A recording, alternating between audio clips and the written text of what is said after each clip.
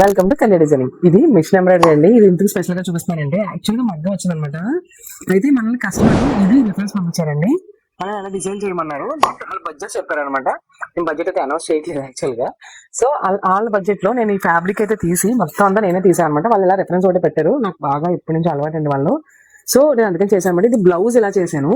Same దానికి ఉంది కదా అటాచ్డ్ ఇది కూడా ఇలా చేసాం అనమాట. దీనికి ఇంకా హుక్ వేయాలి. లాస్ట్ ఫైనల్ లో ఉందన్నమాట. ఫైనల్ టచ్ ఉంది ఇంకా దీనికి. సారీ, ఇలా అటాచ్డ్ వస్తుంది కదా మనకి బ్లౌజ్ కి.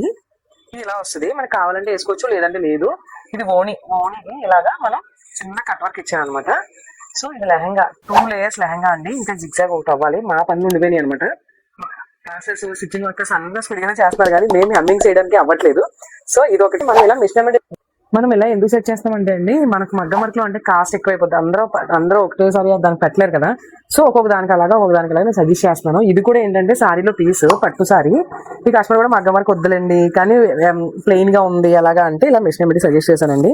సో బార్డర్ కూడా సరిపోలేదు, చిన్నగా జాయింట్స్ అయితే వచ్చినాయి. మొత్తం హ్యాండ్ కి అయితే మాత్రం ఇలాగే ఇచ్చేసాము. హ్యాండ్ ఏం టచ్ చేయలేదు అసలు. ఫ్రంట్ ఇలా ఇచ్చాము షేప్. బాగుందండి. నచ్చిందా? నచ్చితే కనుక తప్పకుండా లైక్ చేసి ఫాలో చేసి షేర్ చేయండి. Thank you.